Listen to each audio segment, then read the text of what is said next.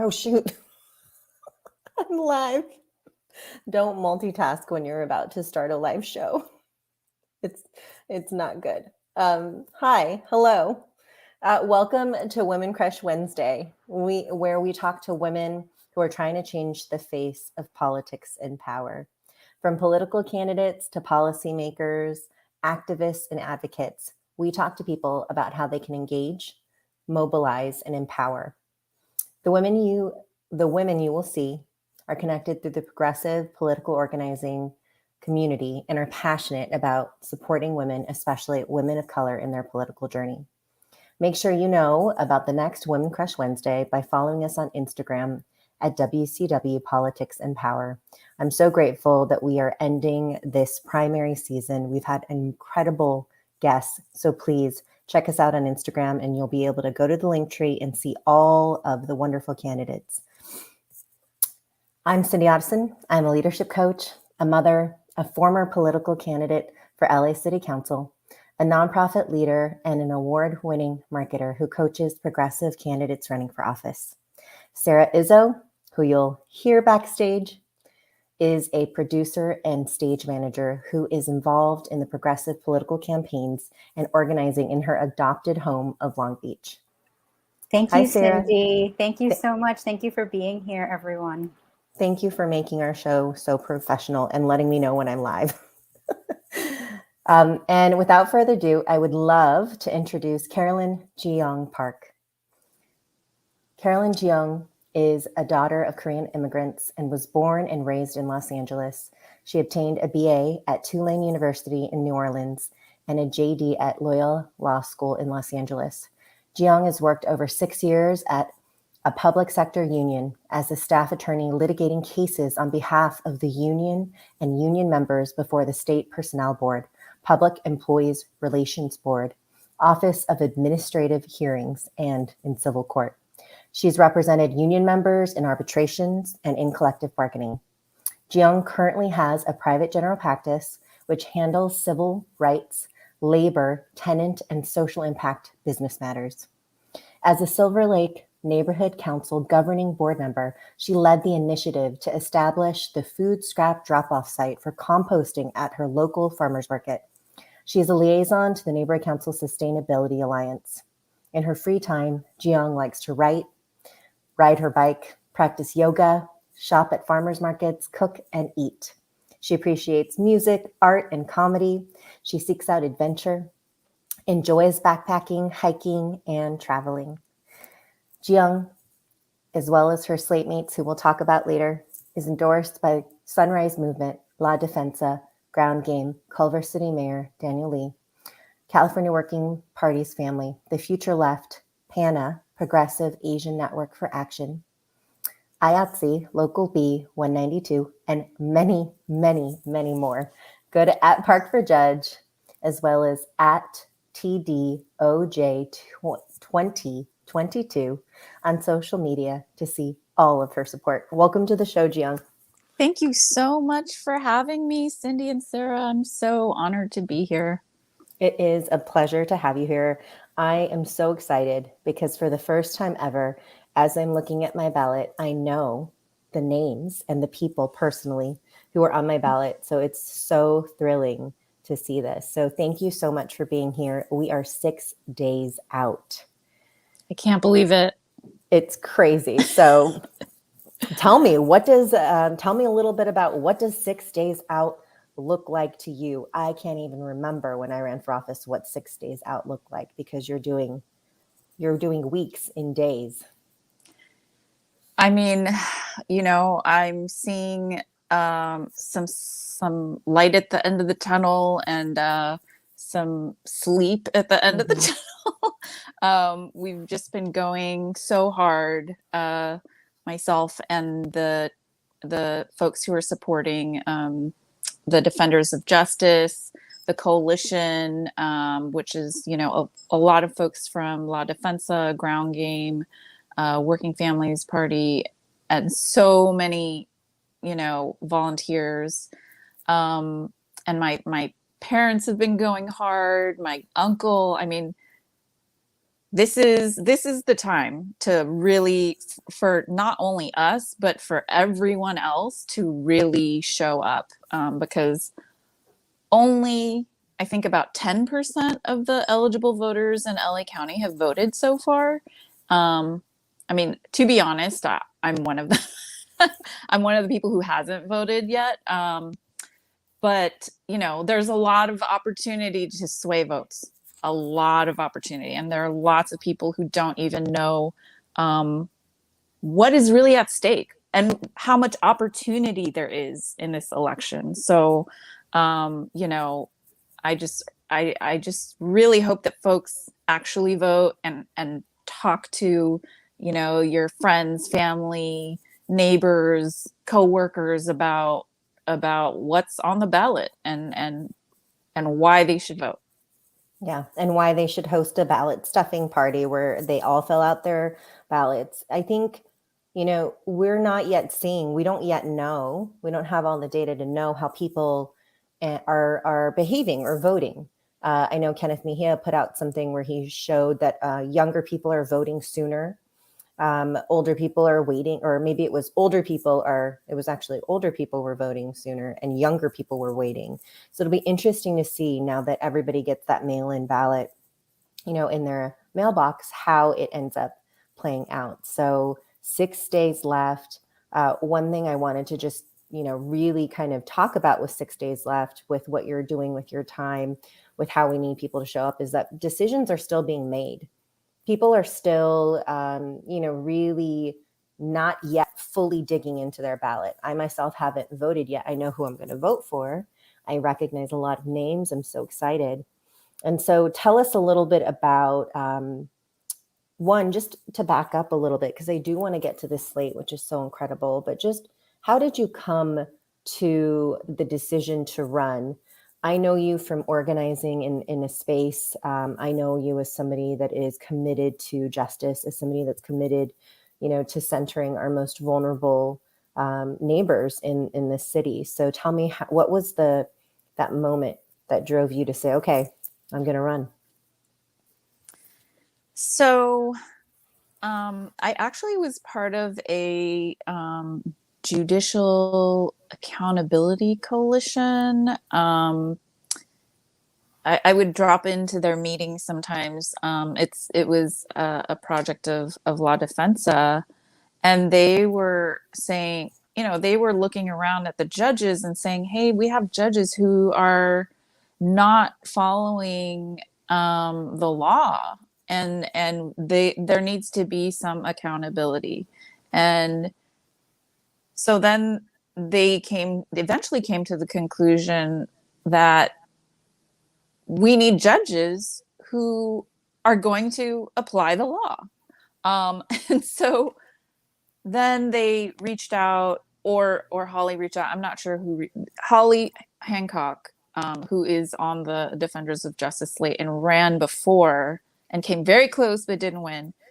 She and La Defensa spoke, and the coalition spoke about her previous experience running, and how she could be supported. And she said it was very lonely to be running as one of the few non-prosecutors in all these judicial races, because it's usually prosecutors who are running and winning these judicial seats. And so the coalition came up with the idea of putting together a slate. And I was the last to join. They already had the other three candidates who were public defenders. And I was actually trying to recruit people to join the slate.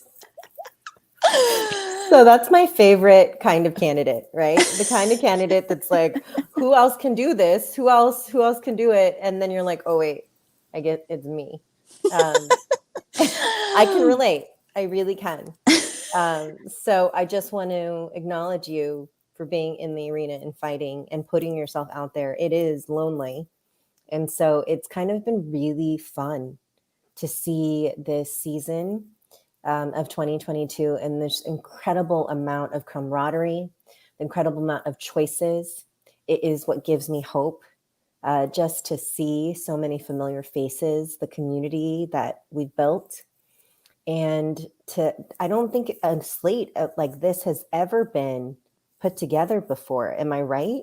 That's correct. This is in the past, there have been judicial slates, but they haven't necessarily been publicly slates. They're just kind of a bunch of judicial candidates who all pay a political consultant to get on this mailer. To get on the slate mailers. Yeah. That's and it's not even a slate. They don't even know that they're going to be on with who. They just pay the money and their face appears next to somebody else. Yes. And full disclosure, I paid to be on like 3 of them. As like defense, because to win you have to win, it's not just about getting out the word, it's also about defense and blocking somebody else from having their name out there, right? So but we have so much more going on. We have I think it's the first time not only that there's a slate of judicial candidates with progressive values in LA County ever, and it's also the first time that there are this many public defenders and, what I call community lawyers, because I consider myself a community lawyer. It's the first time there's so many community lawyers, 7 out of the 8 seats, we have either a public defender or myself, unprecedented. We also have text banking. The Defenders of Justice team has text banking, canvassing, that's never been done before. No, I've never seen people mobilize for judicial candidates like this. And we want to play a video that just landed in my inbox a few hours before this because it is incredible. But before we do, I want to just talk what you said about there's never before been a public defender in this seat, in this judicial seat. They've been mostly prosecutors. And when we think about prosecutors, we think about people who are paid to put people in jail. That's literally their job. And so to see the difference in electing public defenders, you can see how much that might change things. So I want people to make note of that. It's really important. So Sarah, go ahead. Oh yeah. So not only has there never been a public defender elected through the electoral process in LA County, out of the 50 some odd candidates who have been elected as judges, 40 some odd something have been prosecutors. Have been prosecutors, but probably also probably mostly men as well, because actually 38% of the judges in LA County superior courts are women. So that means 62% are men. Right. Yeah. Well, incredible. I'm so excited, and I know that y'all will be too. So please cue the video, Sarah, if you're able to, and it will If you live in LA County, you get to vote for your judges. People are voting for their neighborhood judge that's going to sit in their neighborhood courthouse and tell them about how to live their lives. They're making decisions about whether or not children should be taken away from their parents. Discretion over bail, over sentencing. This is the only opportunity we have to choose who is making these decisions. We've had overwhelmingly prosecutors get on the judicial bench. Prosecutors, their job is to convict. They think jail and prison is the only answer, when it's not. Everyone is an animal to be caged. I've seen 6 defendants chained together in a mass plea read to 6 people at a time. Do you understand? Yes or no? Do you understand? Yes or no? Well, I don't know. And they're like, if you don't know, you're gonna go in the back. Everybody keeps shrugging their shoulders and going like, I don't know why crime's not going down. It's like, well, I do, because we're not addressing the real reasons why crime is happening.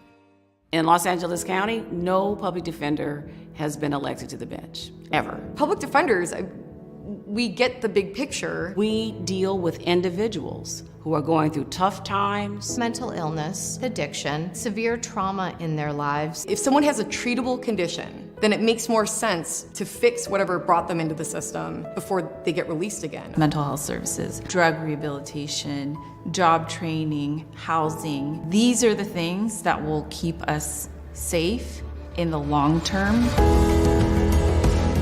The reason I really want to be a judge is I want a change. It's not just about oppressing the underdog. I believe in the redemption of human beings. We're supporting each other because I think that we share the same values. Our legal system can either be the downfall of people's lives or the catalyst to uplift people. We are defenders of justice.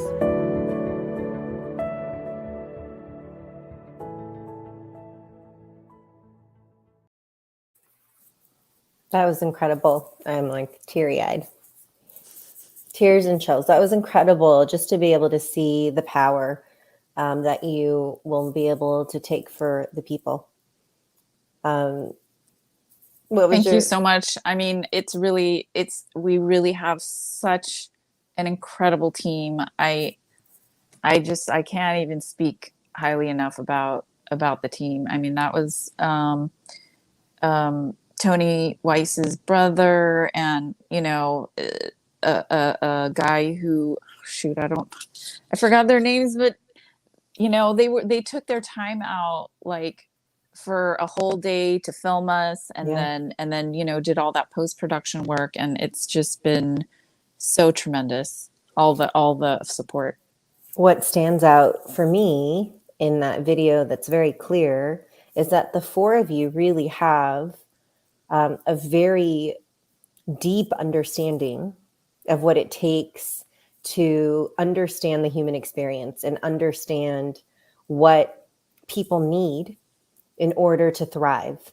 And that, some people are born without those opportunities. In fact, we know this. And so when you have a person sitting in power, it's very clear that you all have done work and have lived experiences that really center and look at the resources, look at when the deck is stacked against them. And so on your website, the slogan is justice for all. So I'm wondering if you can talk a little bit about, what justice for all means for you as well as for your slate. Yeah. So, I mean, in the context of the courts, it means having a judge who's not going to prejudge the parties coming into the courtroom because of, what you look like or what you're wearing or, how you speak or how you walk. So, I mean, that's already big right there. And then to have judges who, like you said, have been in the trenches with people who are system impacted, to understand the real difficulties and obstacles to thriving that they experience, that just provides such an important perspective when deciding a lot of the different kinds of cases and the many different kinds of courts that exist in the LA Superior Court system, whether that's criminal or family court or anything like that. I mean, in family court, a lot of parents get their kids taken away because of circumstances related to being poor. And so to have that perspective, and to again have judges that are understanding the laws that our lawmakers are passing, to shift into a kind of system of care instead of just punishment. I mean, to have judges who understand it and will be willing to apply those laws. That's huge. Yeah. One thing that I'm curious about, and you talk about this on your website before we move on, you talk a lot about what, fairness and diversity, like you were talking about, and common sense, like apply the law fairly. And it seems like those are things that are common sense, but yet we know that that's not common oftentimes. So I'm curious to know, in the last segment of the video and in the Defenders of Justice slate, and Sarah, if you could pull up the graphic of the 4 women. I don't know if this one has all the office numbers, but my question is, how do you decide, what the office numbers are? Like, you are running for office number 118. I don't have all of the other ones at the top of my head, and I'm not going to ask you to recite them, although I'm sure you know. So how does one decide? There's so much complexity around it. Can you break that down for us a little bit so that we know something coming out of here? I didn't even know myself until I, started thinking about running. So basically the numbers are really just tied to vacancies. And so it's just the number of the vacancy. When I decided to file to run, there were already public defenders running in most of the seats. So there was only one open seat left. An open seat means that it's a vacancy that doesn't have an incumbent judge there already. And I want to get back to that, the incumbency thing. But I ran, it was, like I said, it was the only judicial race in which there wasn't a public defender already and that didn't have an incumbent judge. So it's considered bad form for a judicial candidate to challenge a sitting judge. I see.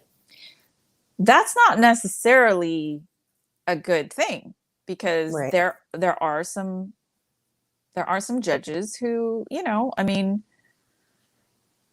there are other attorneys out there who would be better judges than some of the sitting judges. Right. Who wrote these rules whenever they say bad form? Right? Who wrote these rules of engagement? Right? The people sitting in the spot. Yeah. But what's so important about these judicial races is that when you win and get into a judicial seat, you're there in that seat, unless you get challenged. So the terms are 6 years, and then they just renew unless you get challenged. Interesting. Or unless you retire or get in some kind of trouble. But most judges just serve as long as they want to. Wow. That's fascinating. Yeah. That is fascinating. Yeah. So that's why LA County voters really need to choose wisely. And that's part of what the Defenders of Justice team is trying to do, is to uplift the importance of these judicial races, uplift what impact judges actually have in our communities, and to really get the word out there to LA County voters that that we have choices this time. Yeah. Yeah, it's incredible because it is countywide. So even for people who are like, why can't I vote for mayor? I'm like, you live in Altadena. You don't live in the city of LA. And they're like, oh, right, I just moved. But I'm like, but you can vote for judges countywide, and you can vote for supervisor. You can vote for, so, it's really fascinating to learn about kind of these old rules of engagement that judges kind of sit out to pasture after, and they just kind of roll through it. So of course it's bad form, because they're like, we got here. Don't mess with us. Is your seat do you have an opponent? Do any of the four of you have opponents? Are people actively running? We have mad opponents. Wow. And yet that's interesting. Wow. All We don't right. need to name them. We don't need to Well, name them, so I but mean, it's incredible. in some of the seats, there are less candidates. For example, I think one of the defenders of justice candidates has only two other candidates in their race. I joined, last, like I said, and there were, oh my gosh, when I joined, there were already like 8 people Wow. who had filed to run. Some of the candidates who are running filed in like 6 different races. Right. They're kind of just like, I don't really know. I think they wanted to see maybe who was going to join each of those races or something like that, and then pick like right before the time that you have to finalize your decision. Anyway, there are now 5 other candidates in my race, 118. wow. And I do want to point out that 3 of them are DAs, they're deputy district attorneys. 2 of them are endorsed by a number of law enforcement associations, and are advertising themselves as such. Another DA is endorsed by Jackie Lacey, but actually there are a couple that are endorsed by Jackie Lacey. And so, and actually all of them are basically employed by the government. I'm the only, what I call community lawyer, Right. who actually works with people in our communities. And I think I'm the only person in all of the judicial races who has an extensive background in labor law, union side. So it's atypical to have somebody who is a labor attorney who's running. Yeah. So yeah, New rules. We're playing by new rules. We're creating. making the space for ourselves. That's Yeah. what we have to do, right? We do. We have to create new rules so we could take power. Well, Jiyoung, it's been an incredible time. I wish we had another hour, but I know your time is precious. And so I want to pivot to actions. We've got 6 days left. There's still time to knock on doors. I've got a 3-tiered tray of all of the different materials that you can take, flyers, you can text bank, you can canvas. So we pulled from your Defenders of Justice Instagram a couple of ways that you all can show up and engage. So Sarah, if you could put one up. This is a canvas that's going to be happening this Saturday and Sunday. It's the last 2. If anybody lives in Palmdale, like you've got a Saturday afternoon and then Long Beach. Look at how spread out these cities are, because that's how wide the county of LA is. And so please go to the bit.ly link. You can also go to defendersofjustice2022.com. You can go to Park for Judge. You can go to all these places, sign up to volunteer, get engaged, knock doors. If that's not your thing, donate money. If that's, not your thing, text bank. You can get out the vote helping to text bank. There's 2 more text banking opportunities. It's very easy to text bank. People think you are literally sending one message at a time, but what you are actually doing is at a computer. As long as you have a computer, got a web browser, and you're pushing that space bar and you're sending out preloaded text, it's very fun and satisfying. Please go to the defendersofjustice2022.com. We really need your help. 6 days out. We got to do something every single day. Is there anything else that you would like to cover and invite people to take action? Yeah. So our canvassing is not limited to just those two areas. I know that, they're really far apart in the county, and it's hard for a lot of folks to get to those places. So if folks want to canvass like in your own neighborhood, you can reach out to the Defenders of Justice in their DMs or email, or you can reach out to me, and we'll get you some literature, and someone on the team can cut you some turf to just canvass in your own neighborhood. Yeah. If anyone wants a lawn sign, we can get you a lawn sign.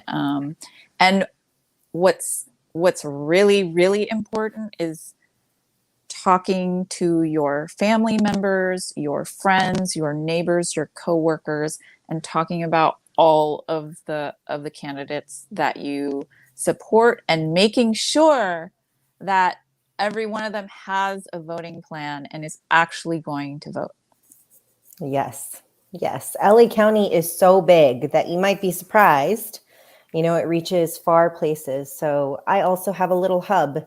So if you live in Northeast Los Angeles, reach out to me on social media, DM me. I can get you flyers. I can get you flyers from a multitude of candidates. I've been canvassing my own neighborhood just 30 minutes, an hour at a time whenever I can get out. And people like to see your face and open the door for somebody that they know. So there's so many ways to get involved. We've got 6 days left. The time is now. So please follow Carolyn Jiyoung at Park for Judge. Go to parkforjudge.com. Go to the Defenders of Justice. The Defenders of Justice 2022.com. Thank you so much for all you do, for having me, and for uplifting my campaign and the Defenders of Justice and so many other campaigns. I really appreciate you and Women Crush Wednesdays and the whole team. And Sarah, thank you. Sarah, our incredible showrunner, thank you so much. Carolyn Jiyoung Park, thank you so much for running. Thank you for organizing, continuously uplifting, continuously pushing and working your butt off to push LA to a place where we can all thrive. So thank you so much. Thank you. Have a great night. Thank you, everyone. Bye. Bye. Thanks, everyone.